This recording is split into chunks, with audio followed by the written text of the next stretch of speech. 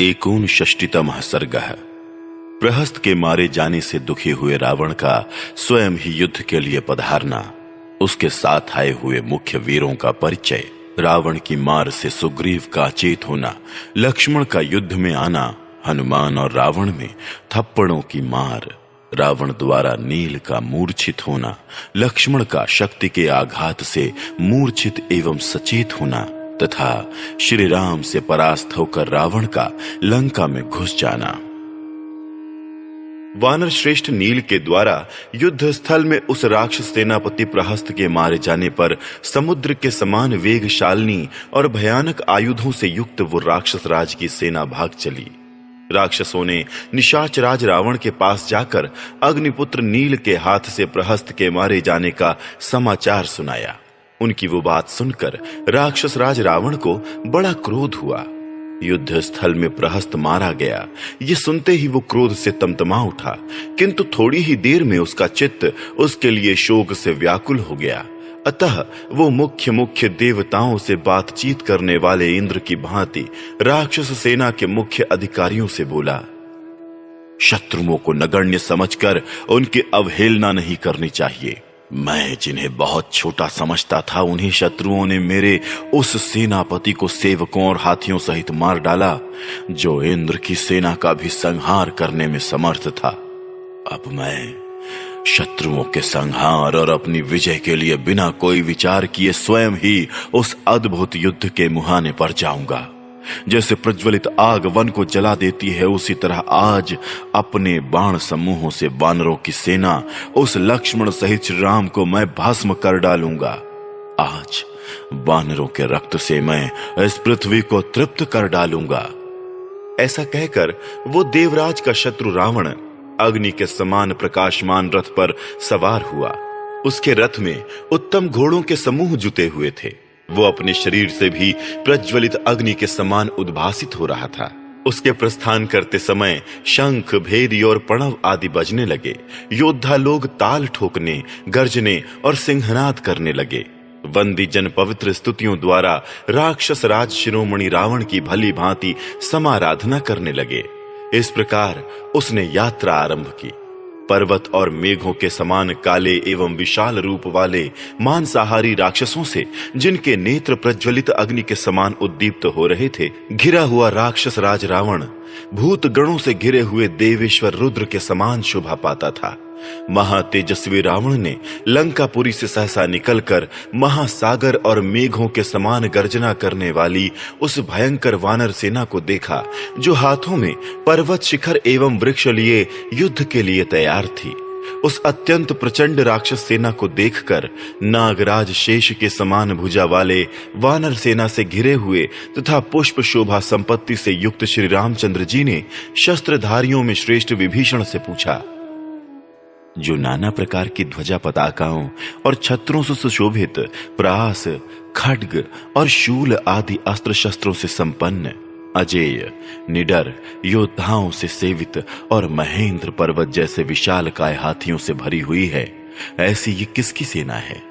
इंद्र के समान बलशाली विभीषण ने श्री राम की इस बात को सुनकर महामना राक्षस शिरोमणियों के बल एवं सैनिक शक्ति का परिचय देना आरंभ किया और उनसे कहा, राजन, ये जो महामनस्वी वीर हाथी की पीठ पर बैठा है, जिसका मुख नवोदित सूर्य के समान लाल रंग का है तथा जो अपने भार से हाथी के मस्तक में कंपन उत्पन्न करता हुआ इधर आ रहा है, इसे आप अकंपन समझें।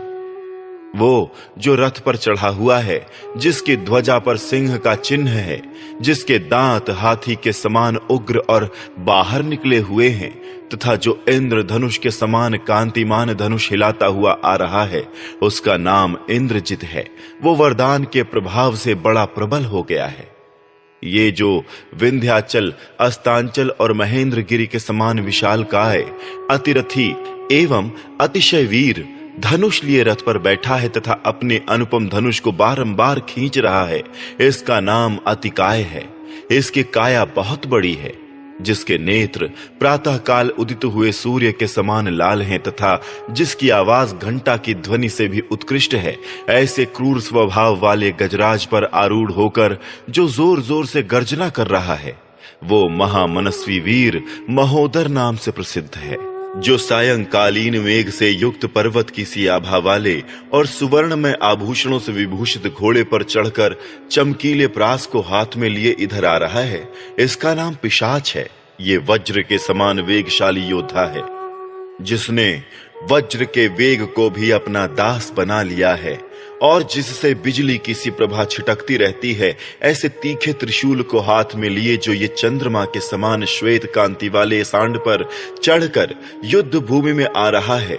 ये यशस्वी वीर त्रिशिरा है, जिसका रूप मेघ के समान काला है, जिसकी छाती उभरी हुई चौड़ी और सुंदर है, जिसकी ध्वजा पर नागराज वासुकी का चिन्ह बना हुआ है तथा जो एकाग्र चित्त अपने धनुष को हिलाता और खींचता आ रहा है। वो कुंभ नामक योद्धा है, जो सुवर्ण और वज्र से जटित होने के कारण दीप्तिमान तथा इंद्र नीलमणि से मंडित होने के कारण धूम युक्त अग्नि सा प्रकाशित होता है।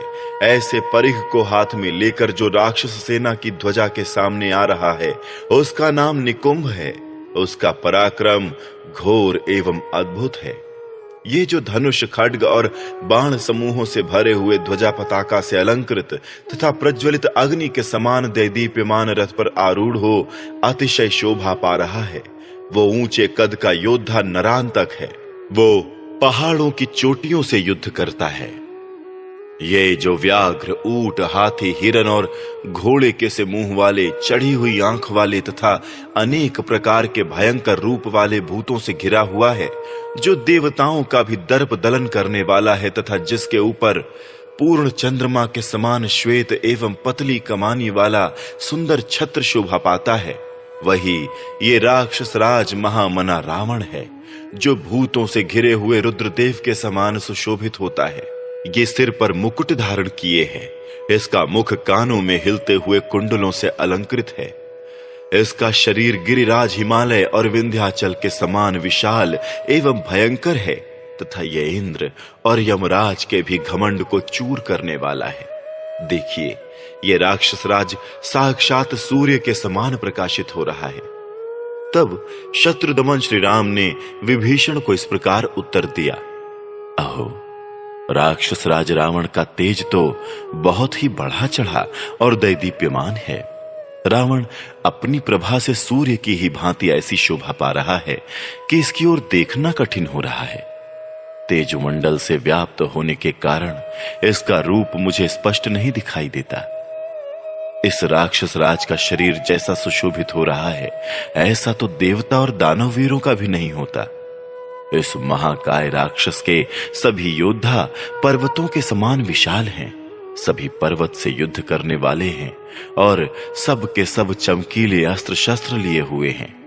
जो दीप्तिमान, भयंकर दिखाई देने वाले और तीखे स्वभाव वाले हैं, उन राक्षसों से घिरा हुआ ये राक्षस राज रावण देहधारी भूतों से घिरे हुए यमराज के समान जान पड़ता है। सौभाग्य की बात है कि ये पापात्मा मेरी आंखों के सामने आ गया। सीता हरण के कारण मेरे मन में जो क्रोध संचित हुआ है, उसे आज इसके ऊपर छोड़ूंगा। ऐसा कहकर बल विक्रमशाली श्री राम धनुष लेकर उत्तम बाण निकालकर युद्ध के लिए डट गए। इस कार्य में लक्ष्मण ने भी उनका साथ दिया।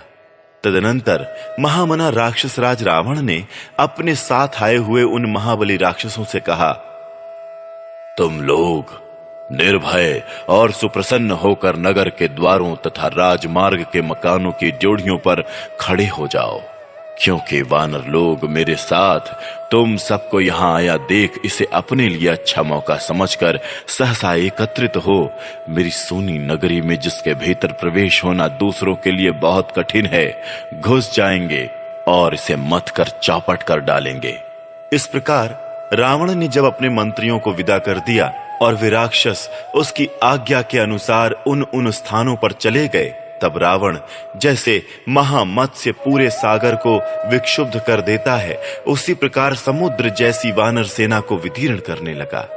चमकीले धनुष बाण लिए राक्षस राज रावण को युद्ध स्थल में सहसा आया देख वानर राज सुग्रीव ने एक बड़ा भारी पर्वत शिखर उखाड़ लिया और उसे लेकर उस निशाचर राज पर आक्रमण किया।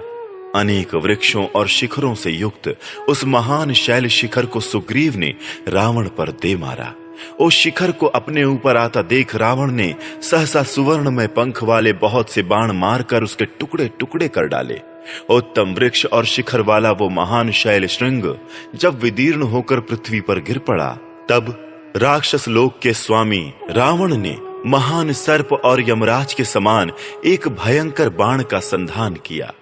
उस बाण का वेग वायु के समान था, उससे चिंगारियां छूटती थीं और प्रज्वलित अग्नि के समान प्रकाश फैलता था। इंद्र के वज्र की भांति भयंकर वेग वाले उस बाण को रावण ने रुष्ट होकर सुग्रीव के वध के लिए चलाया। रावण के हाथों से छूटे हुए उस सायक ने इंद्र के वज्र की भांति कांतिमान शरीर वाले सुग्रीव के पास पहुंचकर उसी तरह वेग पूर्वक उन्हें घायल कर दिया जैसे स्वामी कार्तिकेय की चलाई हुई भयानक शक्ति ने क्रौंच पर्वत को विदीर्ण कर डाला था। उस बाण की चोट से वीर सुग्रीव अचेत हो गए और आर्तनाद करते हुए पृथ्वी पर गिर पड़े। सुग्रीव को बेहोश हो घूम कर गिरा देख उस युद्ध स्थल में आए हुए सब राक्षस बड़े हर्ष के साथ सिंहनाद करने लगे। तब गवाक्ष, गवय, सुषेण, ऋषभ, ज्योतिर्मुख और नल ये विशाल काय वानर पर्वत शिखरों को उखाड़कर राक्षसराज रावण पर टूट पड़े। परंतु निशाचरों के राजा रावण ने सैकड़ों तीखे बाण छोड़कर उन सब के प्रहारों को व्यर्थ कर दिया और उन वानरेश्वरों को भी सोने के विचित्र पंख वाले बाण समूहों द्वारा क्षत विक्षत कर दिया। देवद्रोही रावण के बाणों से घायल होकर वे भीमकाय वानरेंद्र गण धरती पर गिर पड़े। फिर तो रावण ने अपने बाण समूहों द्वारा उस भयंकर वानर सेना को आच्छादित कर दिया। रावण के बाणों से पीड़ित और डरे हुए वीर वानर उसकी मार खा खाकर जोर जोर से चीत्कार करते हुए धराशायी होने लगे। रावण के सायकों से पीड़ित हो बहुत से वानर शरणागत वत्सल भगवान श्री राम की शरण में गए। तब धनुर्धर महात्मा श्री राम सहसा धनुष लेकर आगे बढ़े। उसी समय लक्ष्मण जी ने उनके सामने आकर हाथ जोड़ उनसे ये यथार्थ वचन कहे, आर्य, इस दुरात्मा का वध करने के लिए तो मैं ही पर्याप्त हूं। प्रभु, आप मुझे आज्ञा दीजिए, मैं इसका नाश करूंगा। उनकी बात सुनकर महातेजस्वी सत्य पराक्रमी श्री राम ने कहा, अच्छा लक्ष्मण, जाओ, किंतु संग्राम में विजय पाने के लिए पूर्ण प्रयत्नशील रहना, क्योंकि रावण महान बल विक्रम से संपन्न है। यह युद्ध में अद्भुत पराक्रम दिखाता है। रावण यदि अधिक कुपित होकर युद्ध करने लगे तो तीनों लोकों के लिए उसके वेग को सहन करना कठिन हो जाएगा। तुम युद्ध में रावण के छिद्र ढूंढना, उसकी कमजोरियों से लाभ उठाना और अपने छिद्रों पर भी दृष्टि रखना। एकाग्रचित्त हो पूरी सावधानी के साथ अपनी दृष्टि और धनुष से भी आत्मरक्षा करना। श्री रघुनाथ जी की ये बात सुनकर सुमित्रा कुमार लक्ष्मण उनके हृदय से लग गए और श्री राम का पूजन एवं अभिवादन करके वे युद्ध के लिए चल दिए। उन्होंने देखा रावण की भुजाएं हाथी के शुंड दंड के समान हैं। उसने बड़ा भयंकर एवं दीप्तिमान धनुष उठा रखा है और बाण समूहों की वर्षा करके वानरों को ढकता तथा उनके शरीर को छिन्न भिन्न किए डालता है। रावण को इस प्रकार पराक्रम करते देख महातेजस्वी पवन पुत्र हनुमान जी उसके बाण समूहों का निवारण करते हुए उसकी ओर दौड़े। उसके रथ के पास पहुंचकर अपना दायां हाथ उठा बुद्धिमान हनुमान ने रावण को भयभीत करते हुए कहा, निशाचर, तुमने देवता, दानव, गंधर्व, यक्ष और राक्षसों से न मारे जाने का वर प्राप्त कर लिया है, परंतु वानरों से तो तुम्हें भय है ही। देखो, 5 अंगुलियों से युक्त ये मेरा दाहिना हाथ उठा हुआ है। तुम्हारे शरीर में चिरकाल से जो जीवात्मा निवास करता है उसे आज ये इस देह से अलग कर देगा। हनुमान जी का ये वचन सुनकर भयानक पराक्रमी रावण के नेत्र क्रोध से लाल हो उठे और उसने रोष पूर्वक कहा, वानर, तुम निःशंक होकर शीघ्र मेरे ऊपर प्रहार करो और सुस्थिर यश प्राप्त कर लो। तुम में कितना पराक्रम है ये जान लेने पर ही मैं तुम्हारा नाश करूंगा। रावण की बात सुनकर पवन पुत्र हनुमान जी बोले, मैंने तो पहले ही तुम्हारे पुत्र अक्ष को मार डाला है, इस बात को याद तो करो। उनके इतना कहते ही बल विक्रम संपन्न महातेजस्वी राक्षस राज रावण ने उन पवन कुमार की छाती में एक तमाचा जड़ दिया। उस थप्पड़ की चोट से हनुमान जी बारंबार इधर उधर चक्कर काटने लगे, परंतु वे बड़े बुद्धिमान और तेजस्वी थे, अतः दो ही घड़ी में अपने को सुस्थिर करके खड़े हो गए। फिर उन्होंने भी अत्यंत कुपित होकर उस देवद्रोही को थप्पड़ से ही मारा। उन महात्मा वानर के थप्पड़ की मार खाकर दशमुख रावण उसी तरह कांप उठा जैसे भूकंप आने पर पर्वत हिलने लगता है।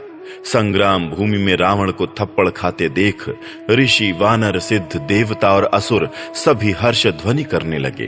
तदनंतर महातेजस्वी रावण ने संभल कर कहा, शाबाश वानर, शाबाश, तुम पराक्रम की दृष्टि से मेरे प्रशंसनीय प्रतिद्वंदी हो। रावण के ऐसा कहने पर पवन कुमार हनुमान ने कहा, रावण, तू अब भी जीवित है, इसीलिए मेरे पराक्रम को धिक्कार है। दुर्बुद्धे, अब तुम एक बार और मुझ पर प्रहार करो।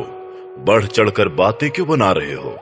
तुम्हारे प्रहार के पश्चात जब मेरा मुक्का पड़ेगा तब वो तुम्हें तत्काल यमलोक पहुंचा देगा। हनुमान जी की इस बात से रावण का क्रोध प्रज्वलित हो उठा। उसकी आंखें लाल हो गईं। उस पराक्रमी राक्षस ने बड़े यत्न से दाहिना मुक्का तानकर हनुमान जी की छाती में वेग पूर्वक प्रहार किया। छाती में चोट लगने पर हनुमान जी पुनः विचलित हो उठे। महाबली हनुमान जी को उस समय विह्वल देख अतिरथी रावण रथ के द्वारा शीघ्र ही नील पर जा चढ़ा। राक्षसों के राजा प्रतापी दशग्रीव ने शत्रुओं के मर्म को विदीर्ण करने वाले सर्पतुल्य भयंकर बाणों द्वारा वानर सेनापति नील को संताप देना आरंभ किया। उसके बाण समूहों से पीड़ित हुए वानर सेनापति नील ने उस राक्षस राज पर एक ही हाथ से पर्वत का एक शिखर उठाकर चलाया। इतने ही में तेजस्वी महामना हनुमान जी भी संभल गए और पुनः युद्ध की इच्छा से रावण की ओर देखने लगे। उस समय राक्षस राज रावण नील के साथ उलझा हुआ था। हनुमान जी ने उससे रोषपूर्वक कहा, ओ निशाचर, इस समय तुम दूसरे के साथ युद्ध कर रहे हो, अतः अब तुम पर धावा करना मेरे लिए उचित न होगा। उधर महातेजस्वी रावण ने नील के चलाए हुए पर्वत शिखर पर तीखे अग्रभाग वाले 7 बाण मारे, जिससे वो टूट फूट कर पृथ्वी पर बिखर गया। उस पर्वत शिखर को बिखरा हुआ देख शत्रु वीरों का संहार करने वाले वानर सेनापति नील प्रलय काल की अग्नि के समान क्रोध से प्रज्वलित हो उठे। उन्होंने युद्ध स्थल में अश्वकर्ण, साल, खिले हुए आम्र तथा अन्य नाना प्रकार के वृक्षों को उखाड़ उखाड़ कर रावण पर चलाना आरंभ किया। रावण ने उन सब वृक्षों को सामने आने पर काट गिराया और अग्निपुत्र नील पर बाणों की भयानक वर्षा की। जैसे मेघ किसी महान पर्वत पर जल की वर्षा करता है, उसी तरह रावण ने जब नील पर बाण समूहों की वर्षा की तब वे छोटा सा रूप बनाकर रावण की ध्वजा के शिखर पर चढ़ गए। अपनी ध्वजा के ऊपर बैठे हुए अग्निपुत्र नील को देखकर रावण क्रोध से जल उठा और उधर नील जोर जोर से गर्जना करने लगे। नील को कभी रावण की ध्वजा पर, कभी धनुष पर और कभी मुकुट पर बैठा देख श्री राम, लक्ष्मण और हनुमान जी को भी बड़ा विस्मय हुआ। वानर नील की वो फुर्ती देखकर महातेजस्वी रावण को भी बड़ा आश्चर्य हुआ और उसने अद्भुत तेजस्वी आग्नेयास्त्र हाथ में लिया। नील की फुर्ती से रावण को घबराया हुआ देख हर्ष का अवसर पाकर सब वानर बड़ी प्रसन्नता के साथ किलकारियां भरने लगे। उस समय वानरों के हर्षनाद से रावण को बड़ा क्रोध हुआ, साथ ही हृदय में घबराहट छा गई। इसीलिए वो कर्तव्य का कुछ निश्चय नहीं कर सका। तदनंतर निशाचर रावण ने आग्नेयास्त्र से अभिमंत्रित बाण हाथ में लेकर ध्वजा के अग्रभाग पर बैठे हुए नील को देखा। देखकर महातेजस्वी राक्षस राज रावण ने उनसे कहा, वानर, तुम उच्च कोटि की माया के साथ ही अपने भीतर बड़ी फुर्ती भी रखते हो। यदि शक्तिशाली हो तो मेरे बाण से अपने जीवन की रक्षा करो। यद्यपि तुम अपने पराक्रम के योग्य ही भिन्न भिन्न प्रकार के कर्म कर रहे हो, तथापि मेरा छोड़ा हुआ दिव्यास्त्र प्रेरित बाण जीवन रक्षा की चेष्टा करने पर भी तुम्हें प्राणहीन कर देगा। ऐसा कहकर महाबाहु राक्षस राज रावण ने आग्नेयास्त्र युक्त बाण का संधान करके उसके द्वारा सेनापति नील को मारा। उसके धनुष से छूटे हुए उस बाण ने नील की छाती पर गहरी चोट की। वे उसकी आंच से जलते हुए सहसा पृथ्वी पर गिर पड़े। यद्यपि नील ने पृथ्वी पर घुटने टेक दिए, तथापि पिता अग्निदेव के महात्म्य से और अपने तेज के प्रभाव से उनके प्राण नहीं निकले। वानर नील को अचेत हुआ देख रणोत्सुक रावण ने मेघ की गर्जना के समान गंभीर ध्वनि करने वाले रथ के द्वारा सुमित्रा कुमार लक्ष्मण पर धावा किया। युद्ध भूमि में सारी वानर सेना को आगे बढ़ने से रोककर वो लक्ष्मण के पास पहुंच गया और प्रज्वलित अग्नि के समान सामने खड़ा हो प्रतापी राक्षस राज रावण अपने धनुष की टंकार करने लगा। उस समय अपने अनुपम धनुष को खींचते हुए रावण से उदार शक्तिशाली लक्ष्मण ने कहा, निशाच राज, समझ लो मैं आ गया, अतः अब तुम्हें वानरों के साथ युद्ध नहीं करना चाहिए। लक्ष्मण की यह बात गंभीर ध्वनि से युक्त थी और उनकी प्रत्यंचा से भी भयानक टंकार ध्वनि हो रही थी। उसे सुनकर युद्ध के लिए उपस्थित हुए सुमित्रा कुमार के निकट जा राक्षसों के राजा रावण ने रोषपूर्वक कहा, रघुवंशी राजकुमार, सौभाग्य की बात है कि तुम मेरी आंखों के सामने आ गए। तुम्हारा शीघ्र ही अंत होने वाला है, इसीलिए तुम्हारी बुद्धि विपरीत हो गई है। अब तुम मेरे बाण समूहों से पीड़ित हो इसी क्षण यमलोक की यात्रा करोगे। सुमित्रा कुमार लक्ष्मण को उसकी बात सुनकर कोई विस्मय नहीं हुआ। उसके दांत बड़े ही तीखे और उत्कट थे और वो जोर जोर से गर्जना कर रहा था। उस समय सुमित्रा कुमार ने उससे कहा, राजन, महान प्रभावशाली पुरुष तुम्हारी तरह केवल गर्जना नहीं करते हैं। पापाचारियों में अग्रगण्य रावण, तुम तो झूठे ही डींग हाँकते हो। राक्षस राज, मैं तुम्हारे बल, वीर्य, प्रताप और पराक्रम को अच्छी तरह जानता हूं, इसीलिए हाथ में धनुष बाण लेकर सामने खड़ा हूं। आओ युद्ध करो, व्यर्थ बातें बनाने से क्या होगा।